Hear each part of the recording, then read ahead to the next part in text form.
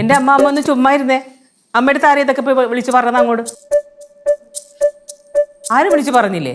പിന്നെ എങ്ങനെ അശരീരി കേട്ടാ?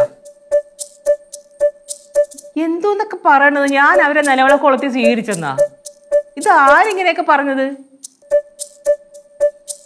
അമ്മ ഫോൺ വെച്ചമ്മ. ഓ ശരി, ഞങ്ങൾ ആരും പടവലത്ത് പാടി ചവിട്ടണില്ല. പ്രശ്നം തീർന്നല്ല.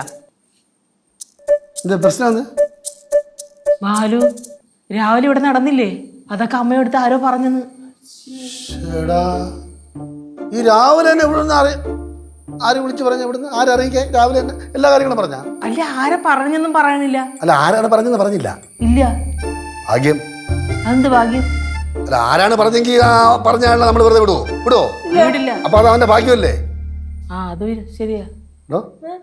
കുഴിപ്പള്ളത്തോലെ വിളിച്ച് പറഞ്ഞ തന്റെ അമ്മായിമ്മയുടെ സ്വഭാവമല്ല, നാട്ടുകാരെ മൊത്തം അറിയിക്കും. അപ്പൊ ചിലപ്പോ ആ വഴി പടവലത്ത് അറിയാൻ ചാൻസ് ഉണ്ട്. ഞാൻ പറഞ്ഞിട്ടൊന്നുമില്ല. ഓ എത്തിയാ? തൃപ്തിയായല്ല? നിനക്കിപ്പോ തൃപ്തിയായല്ല? ഞാൻ ഇവിടെ വന്നു കയറിയപ്പോഴേ എനിക്ക് തൃപ്തിയായി.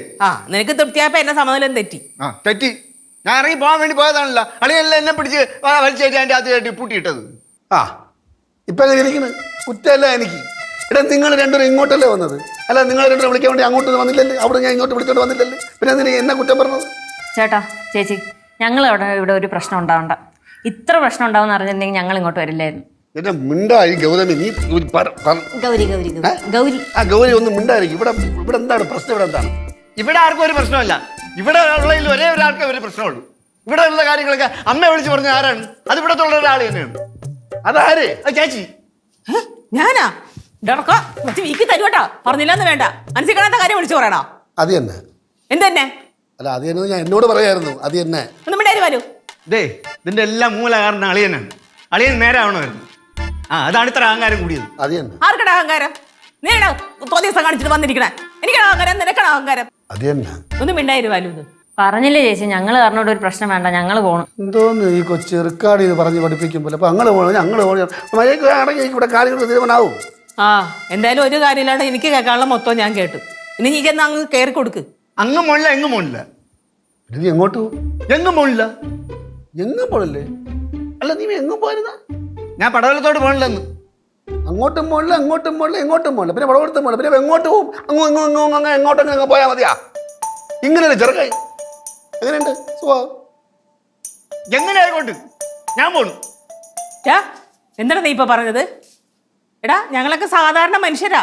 നീ ഇത്രയൊക്കെ കാണിച്ചു കൂട്ടിയില്ലേ? എന്നിട്ട് ഞങ്ങൾ ഇത്രയല്ലേ പ്രതികരിച്ചുള്ളൂ. നീ ഇപ്പൊ ഇവിടെ ആരും പ്രതികരിക്കൊന്നും വേണ്ട. എനിക്ക് അച്ഛനും ഇല്ല, അമ്മയല്ല, സഹോദരങ്ങൾ ആരുമില്ല. ദൈവം, എന്തിനാ നീ പറഞ്ഞത്? പറയടാ. നിനക്ക് അച്ഛനും അമ്മയില്ലേ? പറയാൻ സഹോദരങ്ങളും ഇല്ലേ നിനക്ക്? പറയടാ.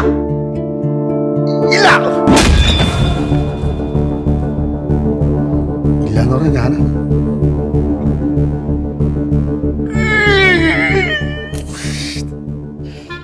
കാണേണ്ടി വന്നല്ലോ.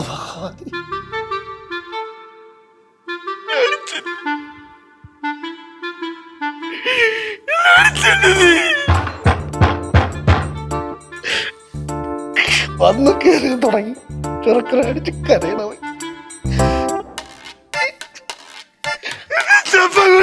അടിച്ചല്ലടി. ഞാൻ കുറെ നാൾ കഴിഞ്ഞ് വന്ന് കയറിയല്ലേ എന്നെ അടിച്ച്. ഞാൻ വരാതെ ഇവിടെ എനിക്കറിയാം. എനിക്ക്